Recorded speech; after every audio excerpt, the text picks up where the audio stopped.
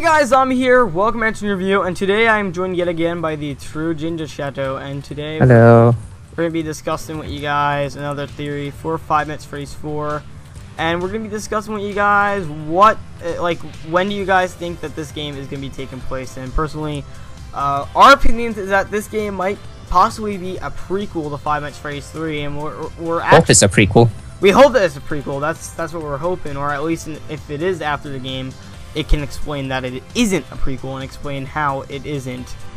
And basically, the reason why we think this is the main point that we're trying to bring up here is that Phone Dude in 5 Minutes Freddy's 3 just says, "Welcome back" on the first night. The first night that you work there, which is supposed to be the first night that you're ever there. Well, you're working for Fazbear Fright at that point. Yeah. And it's supposed to be the first night you've ever worked for Fazbear Fright. Phone Dude's a brand new guy into the game, and he's saying "welcome back" as if he knows you. Yeah, you don't know the guy. He doesn't know you, and he says, "Hey, welcome back." Well, it doesn't look like he knows you. Yeah, things are gonna be a lot more interesting this time. Notice how he says "this time." But basically, the reason why we say this is because he says "welcome back," which means that he's obviously known you in a before time setting. Or he's just crazy, either one of the two. But possibility. It's always a possibility. Anyone that works in the FRAF, or they work in Fazbear, they could be crazy. It's Phone Guy was a bit crazy. All the guys who worked 5 nights as a night guard were crazy. Obviously, the fact that they stayed there for 5 nights. Yeah. God. But the thing about this though is that if you also listen to the way he talks to you. Not only does he say that, but he talks to you like he basically knew you before, he talks to you before, and when he explains to you with the tennis paddle and audio devices, he actually doesn't even explain the audio devices, he doesn't even mention them. He actually talks about the the little bar on the left side, and he's basically like, oh yeah, you can use this to, you know, reset your audio devices, which he mentions it there, but he doesn't explain how to use it, and all this kind of stuff. However, he doesn't really necessarily tell you. It's almost like he's refreshing you on it. You know, quite literally, 5 Nights at Freddy's 1 and 2, we knew what the game was, we knew exactly what to do. And obviously, you're a bit frightened because it's the first time playing it, don't really know completely what you're doing, but you've got a great idea. 5 Nights at Freddy's 3, everyone was just lost. They were like headless chickens. I was like a headless chicken. I went in and started playing it, I didn't know what to do. Yeah, because Phone Dude didn't explain what to do. You kind of just had to figure. He's useless. I don't even know why he's being paid.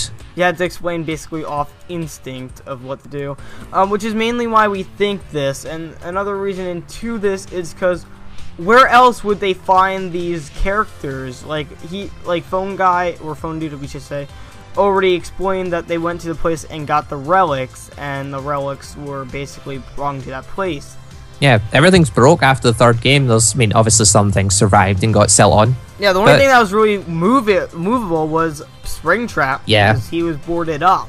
And that was all in parts. Plus, the idea of the game taking place even further on, that's really, really far into the future.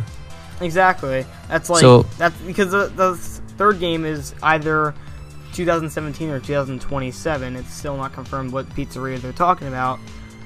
But it's still really far ahead. It's even in the future from now. It's like 5 Minutes Freddy's 3 is either 12 years after today or 2 years after today. So interesting to think about. Plus, when you think about it, first game was based roughly 1993, we think. Yes. Then second game is a prequel. 3rd game way in the future. Makes sense for the 4th game to be a prequel and kind of wrap everything up, wrap up the mysteries, let us know what's going on. Exactly. This could the bits between those 30-year gap, why Fazbear shut down, maybe why, or what it did in between those times.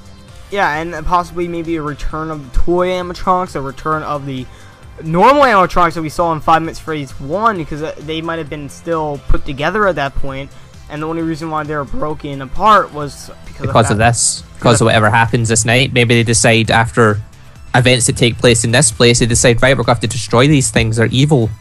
They are. For all we know, it could be right after 5 Minutes Freddy's 1. It could be at 5 Minutes Freddy's 1. We don't know.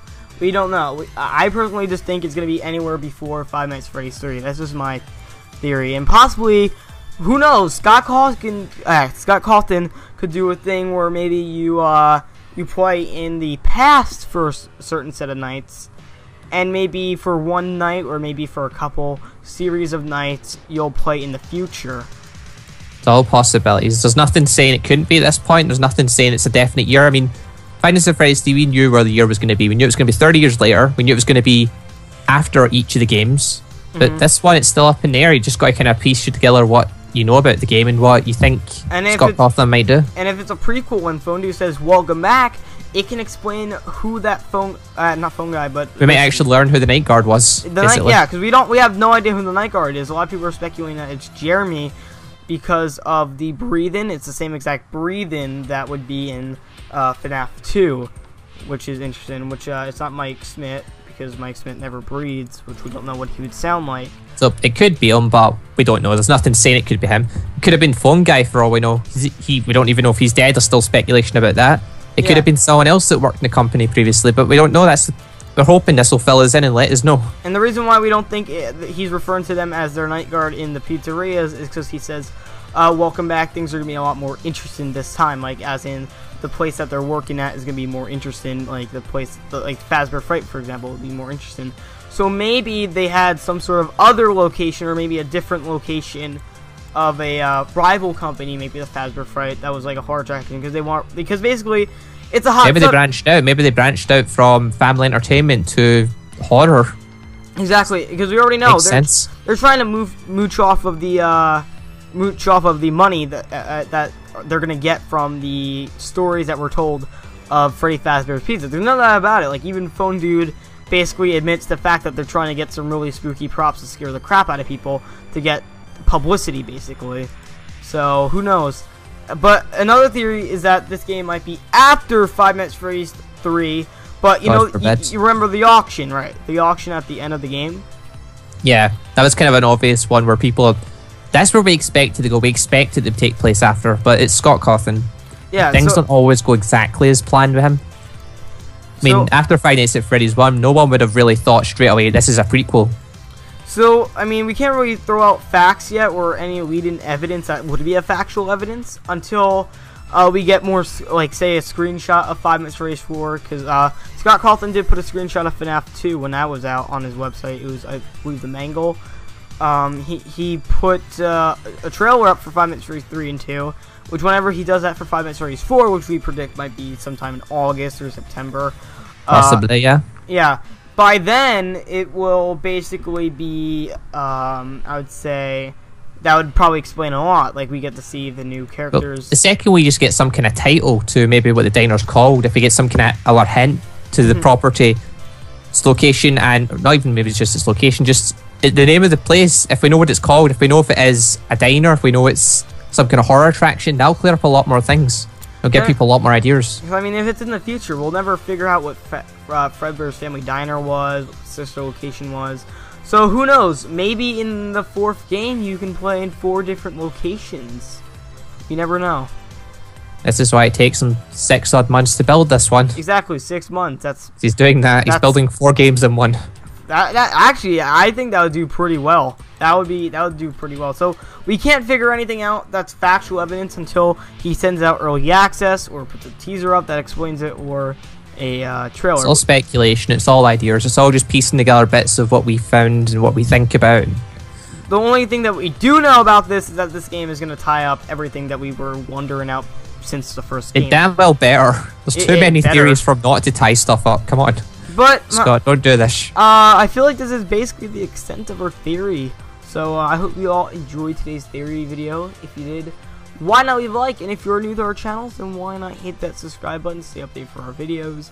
I'll link his channel in the description. But until next time, guys, I'll see you all later. Peace out. See ya.